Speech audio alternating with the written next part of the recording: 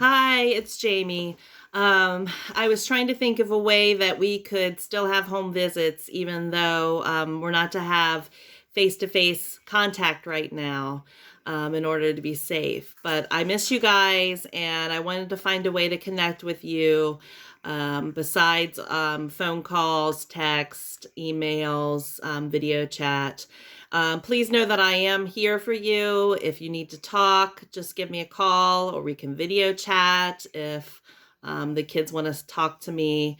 Or, of course, you can always text message me. Um, but today I wanted to kind of have a home visit with you from my home to yours and try to make it as much like a home visit as we can during this time. We're going to start out by reading a story that we got from NPR. This is my daughter, Lucy, by the way. She's going to be helping me. This is a story that we found on NPR that was written for children that explains the coronavirus. And the coronavirus, COVID-19, is the whole reason that I can't come into your homes right now. So we wanted to kind of give an explanation that would be understandable for children as well. It's a word you might have heard at school or online or TV. Coronavirus. OMG, OMG. Wait, what is that? The coronavirus is a newly discovered virus. It causes a disease called COVID-19. In some parts of the world, it has made lots of people sick.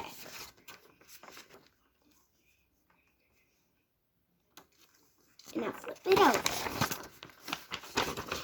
Lucy, you want to hold that up? Mm-hmm. This is a picture of what it looks like. Corona is Latin for the word crown. Under a microscope, these viruses look like a crown with spikes ending little blobs.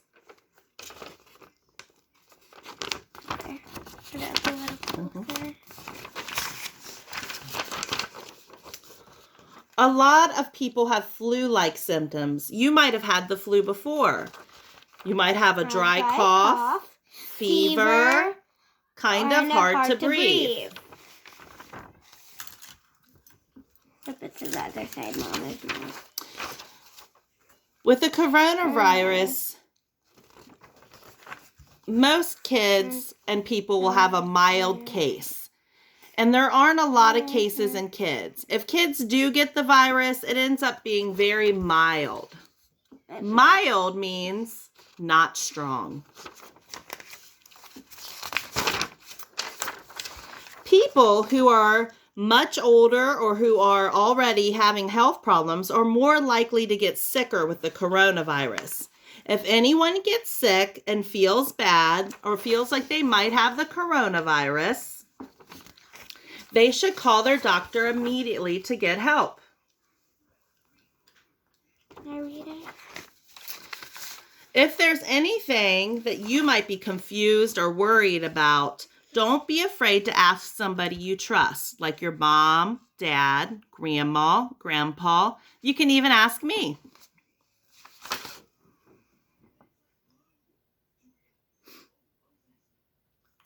There are some things that you can do to protect yourself, your family, friends from getting sick. Yep, hold it up. Wash your hands. That's the number one. When you wash your hands, you need to do it for at least 20 seconds. So you can sing the ABC song. That's about 20 seconds. You also want to wash after going to the bathroom, being in a public place like the bus or going to the grocery store or on the playground. Just wash your hands often. You should always wash your hands, though. Mm-hmm. I hope this helped you understand the coronavirus a little bit better. And I hope that this will be in the past very soon for us and that we'll be able to see each other in person again soon. So we're going to start out today with a book that Lucy chose. It's one of her favorite books. And the book is Chrysanthemum by Kevin Henkes. Now remember that the author, Kevin Hankes, always writes the words in the story. And right here, these are the words. He's also the illustrator, and the illustrator always draws the pictures. And there's our picture. The day she was born was the happiest day in her parents' lives. She was perfect, and her mother absolutely, said her father. And she was absolutely perfect. Her name must be everything she is, said her mother. Her name must be absolutely perfect, said her father. And it was chrysanthemum. Her parents named her chrysanthemum. Lucy, do you know what a chrysanthemum is? A flower. Yeah, it's a flower. Do you know where your name comes from? Ask your mom and dad how they came up with your name. Chrysanthemum grew and grew and grew, and she was old enough to appreciate it. Chrysanthemum loved her name. Her name was everything she was. She loved the way it sounded when her mother woke her up. She loved the way it sounded when her father called her for dinner. And she loved the way it sounded when she whispered to herself in the bathroom mirror, chrysanthemum, chrysanthemum, chrysanthemum. Chrysanthemum loved her name. She loved the way it looked when it was written in ink on an envelope. She loved the way it looked when it was written with icing on her birthday cake. And she loved the way it looked when she wrote it herself with her fat orange crayon. Chrysanthemum, chrysanthemum, chrysanthemum.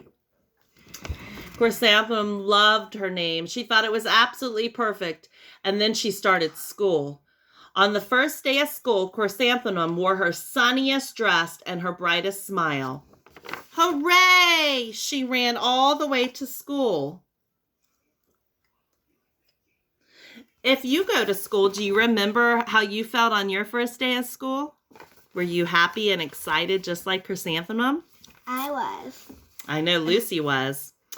But when Mrs. Chudd took roll call, everyone giggled upon hearing Chrysanthemum's name. Can I read the name? How would that make you feel if everyone laughed when the teacher called your name? It's so long, said Joe. It scarcely fits on your name tag, said Rita, pointing. I'm named after my grandmother, said Victoria. You're named after a flower. Chrysanthemum wilted. She did not think her name was absolutely perfect. She thought it was absolutely dreadful. The rest of the day was not much better. During nap time, Victoria raised her hand and informed Mrs. Chudd that Chrysanthemum's name was spelled with 13 letters. That's exactly half as many letters as there are in the entire alphabet, Victoria explained. That's a fact. Thank you for sharing that with us, Victoria, said Mrs. Chudd. Now put your head down. And go to sleep. If I had a name like yours, I'd change it, Victoria said as the students lined up to go home. I wish I could, thought Chrysanthemum miserably. But she can't. Welcome home, said her mother. Welcome home, said her father. School is no place for me, said Chrysanthemum. My name is too long. It scarcely fits on my name tag, and I'm named after a flower. Oh, said Mother, your name is beautiful and precious and priceless and fascinating and winsome, said her father. It's everything you are, said her mother. Absolutely perfect.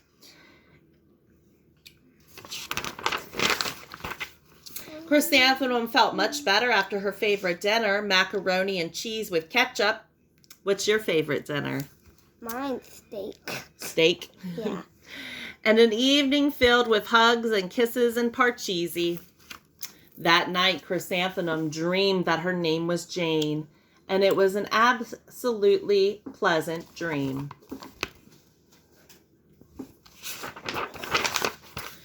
The next morning, Chrysanthemum wore her most comfortable jumper. She walked to school as slowly as she could, and she dragged her feet in the dirt. Chrysanthemum, chrysanthemum, chrysanthemum, she wrote. Chrysanthemum begins with the letter C. What letter does your name begin with? She even looks like a flower, said Victoria, as Chrysanthemum entered the playground. Let's pick her, said Rita. Let's smell her, said Joe. Chrysanthemum wilted. She did not like her name, and she did not think it was absolutely perfect.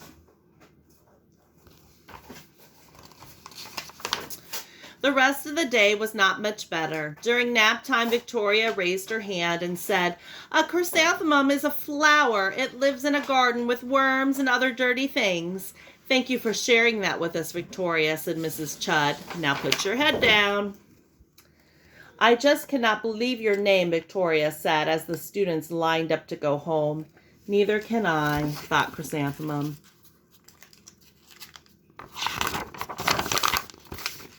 "Welcome home," said her mother. "Welcome home," said her father. "No place for me. School is no place for me," said Chrysanthemum. "They said I even look like a flower. They pretended to pick me and smell me." "Oh, psh," said her mother. "They're jealous and envious and begrudging and discontented and jaundiced," said her father. "Who wouldn't be jealous of a name like yours?" said her mother. "After all, it's absolutely perfect," said her father.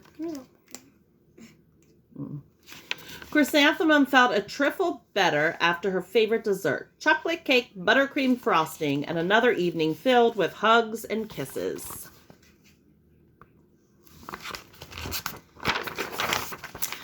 That night, Chrysanthemum dreamed that she really was a chrysanthemum.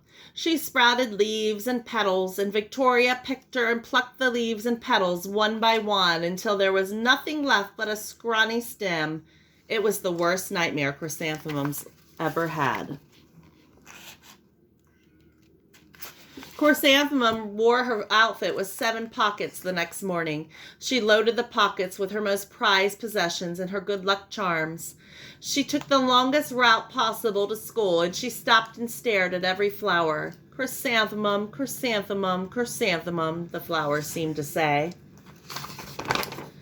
The morning the students were introduced to Mrs. Twinkle, the music teacher. Her voice was like something out of a dream, as everything else about her was. The students were speechless. They thought Mrs. Twinkle was an indescribable wonder.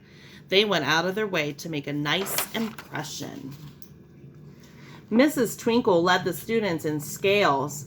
Then she assigned rules for the class musical. Victoria was chosen as the dainty fairy queen, and Rita was chosen as the spiffy butterfly princess. Joe was chosen as the all-important pixie messenger, and Chrysanthemum was chosen as a daisy.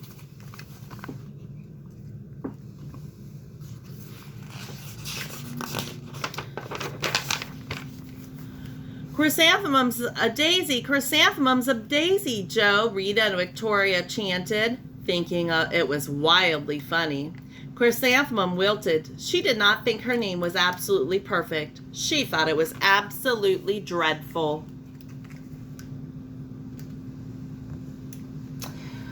"That's so humorous," asked Mrs. Twinkle. "Chrysanthemum," was the answer. "Her name is so long," said Joe. "It scarcely fits on our name tag," said Rita. "I'm named after my grandmother," said Victoria. "She's named after a flower."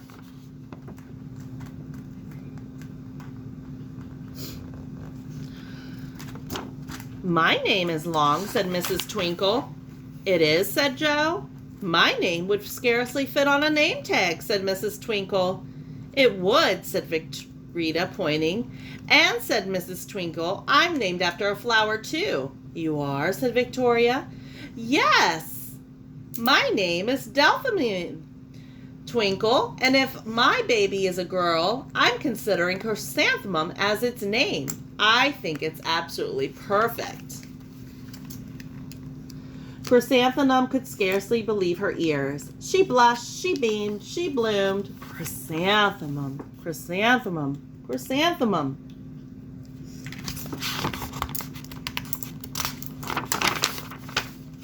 Joe, Rita, and Victoria looked at Chrysanthemum longingly. Call me Marigold, said Joe. I'm Carnation, said Rita. My name is Lily of the Valley, said Victoria. Chrysanthemum did not think her name was absolutely perfect. She knew it.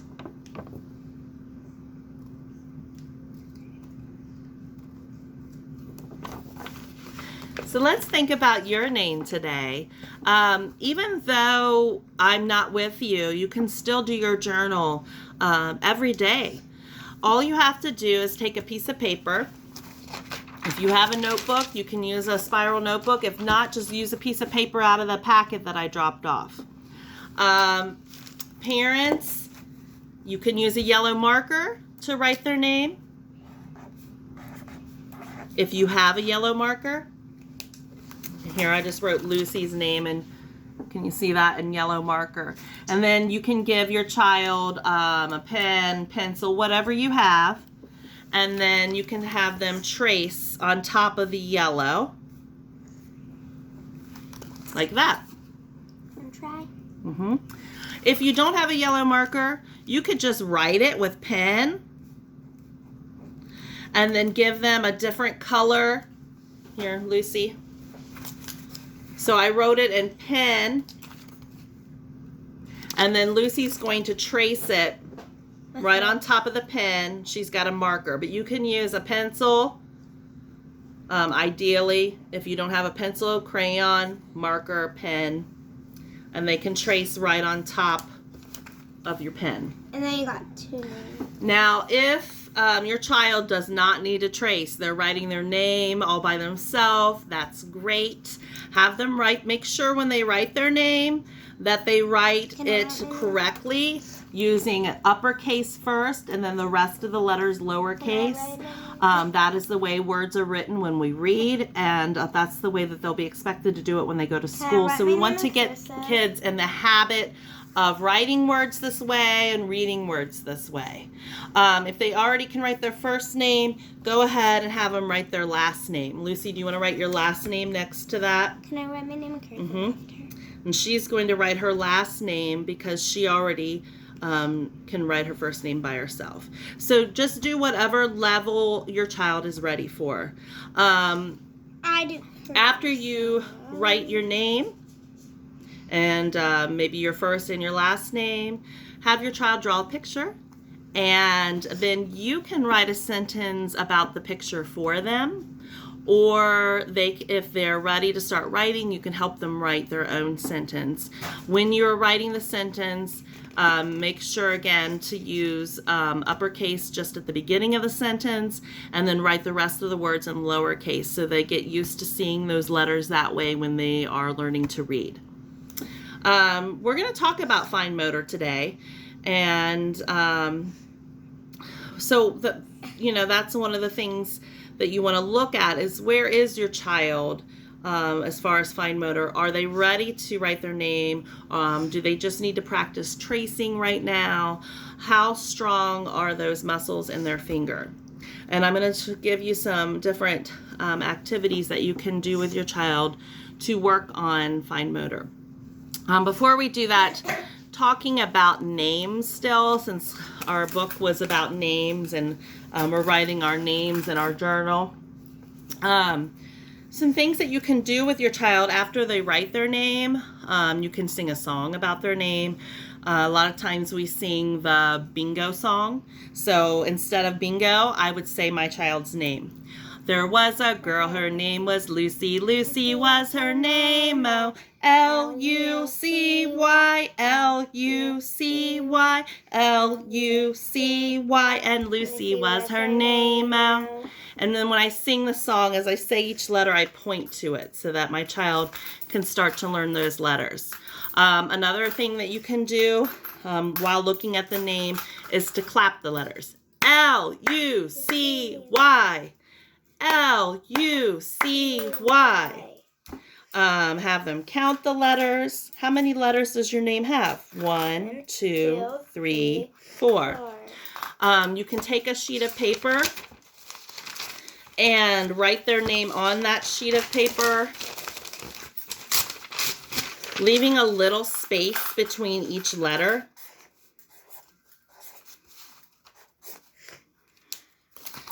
like this, and then take a pair of scissors, and if they are ready to cut, you can have them cut the letters apart. But if they can't, if not, you can cut the letters apart for them, and they're just going to cut between each letter so that all the letters are separated like this, and then mix them up and have your child put the letters together again correctly. So we've mixed them all up, and then I would have Lucy take the letters and then kind of like a puzzle, fit them back together again on the table. L-U.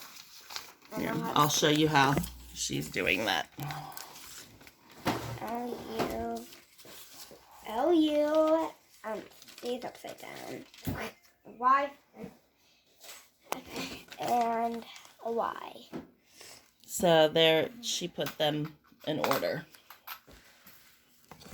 Put this back. I'm putting coins. Another thing that's really fun that they like to do is you take all of these letters and hide them in a room in the house, kind of like an Easter egg hunt.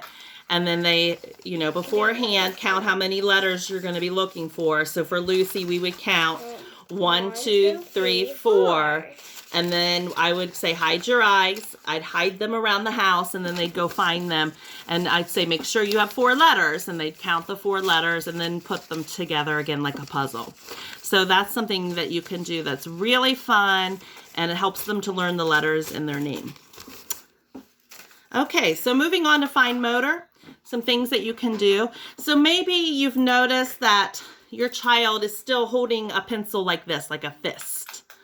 Or maybe they hold it real loose and they're barely putting any pressure on their paper. That's okay. Completely normal for this age. Their muscles in their fingers are just not strong enough yet. Completely normal. There's things that you can do in order to help them have better control. One of the things is Play-Doh. And if you still have Play-Doh from one of our packs, you can use that. If you don't have Play-Doh, that's okay. I'm going to show you some other things that you can do. And I will also try to drop some Play-Doh off to everyone in a pack. So with Play-Doh, Lucy just got out our cookie sheet because she knows. We need a tray. With the tray, I know that you guys don't like messes on your floor. And different surfaces. Cookie tray works great. Get out a cookie tray, lay it on the table, some type of tray. I always tell them they have to sit at the table. So Lucy, I'm going to have her come and sit here in front of you, and she'll demonstrate some of the different things that you can do with your child with Play-Doh. If you don't have Play-Doh, you can still do these things using a piece of paper, and we'll show you that too. Okay? All right, Lucy. First, go ahead and sit down. She's going to show you just squeezing the Play-Doh. Let them just play with it. That in itself is going to build those muscles. Another thing you can do is show them how to make a snake with it. So Lucy's going to grab a little piece off, and she's going to roll it in her hand and make a little snake. And then, using those pincher fingers, because that is something that will make their fingers stronger, pinching, just pinch off little pieces of the snake. And see how many pieces you can pinch off. So she would just pinch and lay them down on the tray. And see how many little pieces she can pinch off. It's pretty sticky. And then, so you can see she's got a bunch of little pieces down there that she has used her pinching fingers to pinch off. You can count those. Practice counting again by counting how many pieces she was able to pinch. 1, 2, 3, 4, 5, 6. 3, 4, 5, 6. Wait, no, is that 5 or 5? 6, 7, 8, 9, 10, 11, 12, 13, 14. Good. You can also try to make like the letters in your name. Yeah, that's true. So Lucy could try to make a letter L with the Play-Doh. So again, you're practicing learning those letters and then also using your fine motor skills. So she I is noticed. practicing making an L. And a U.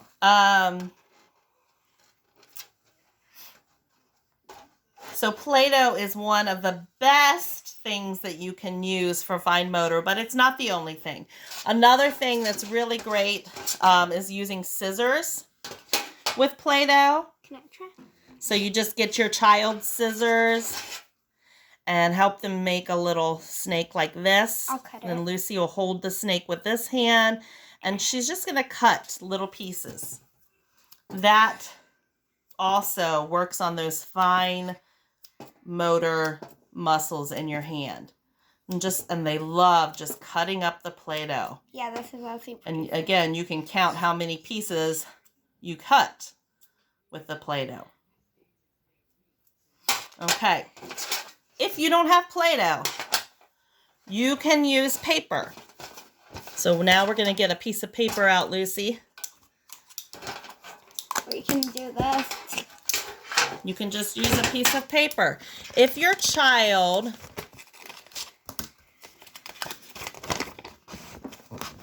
Let me try to... There we go. If your child is just now learning to use scissors, that's just a very new skill for them, then I would just give your child strips of paper about this size, about 1 inch thick, and let them just cut. They're just going to cut little pieces. That's fine. It's a beginning cutting skill. So they're just really learning that first step as far as open and close. I need more scissors. I always say thumb on top, chop, chop, chop. So have them put their thumb on top, fingers in the bottom. Hold it, and when they hold the scissors, remind them to hold it with their thumb on top, and just have them practice opening and closing first. 6, 7, And then 8, again, 9, 10, just 11, give them 12. that little strip of paper 12. and let them practice cutting that little strip of paper. Can Okay? I If they're an older child, you can give them a bigger, or if they're more advanced already, you can give them a larger sheet of paper to cut across. If they've got those two skills mastered, then you can take a marker and maybe draw some shapes. Circle's the hardest. Yeah, Lucy's right. Circle is the hardest. So if they're ready for circle, go ahead and draw a circle. Draw a rectangle or a square. I want to try. And then have them practice cutting those out. And Lucy's going to practice cutting out the rectangle. Tell them to take their time. One thing I notice a lot with younger kids is they want to cut fast. They see us cutting fast, Never mind. and they want to just I cut cut out really a- fast with those scissors. I cut out a circle. Yeah. And this is what could happen. You cut too circle fast instead and of a it doesn't, you don't cut it rectangle. out. Right. So take your time. Another thing that we love to do at home for fine motor, we take a dish, we fill it with change. Hey, you ruined my... You don't have to use change. You could use buttons. I mean, anything you have around your house that you could pick up with tweezers. Tweezer. You take the tweezers. Lucy's going to And you try... demonstrate for you there. And you try to pick up the You try to coins pick up the coins. without touching them. Again, you can use this for fine motor, but then you can also talk about other things like, what coin did you pick up, Lucy? I picked up a quarter. A quarter.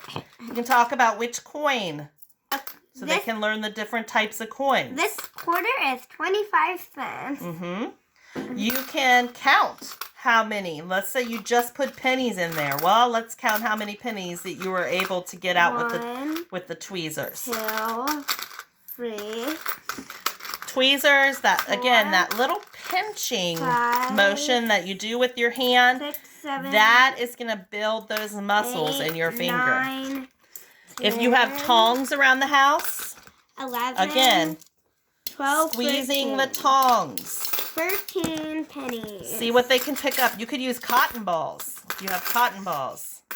Small toys. Okay. Practice picking things up with your tongs. And you can count how many Mm-hmm. you got. one. You will at least get one with the tongs. Probably. Okay. All right, Lucy, let me get in here real quick. So those are a few activities that you can do at home from right now to work on that fine motor. Continue to write in your journal. And if this video goes well and you like it, let me know. And I'll try to send more videos out with different activities. I will try to align whatever packet I drop off with the materials that you'll need for the videos in the future, the best that I can. So please take care, stay healthy, stay safe, and let me know if you need anything. And we will see you all next time. Bye! Thank you.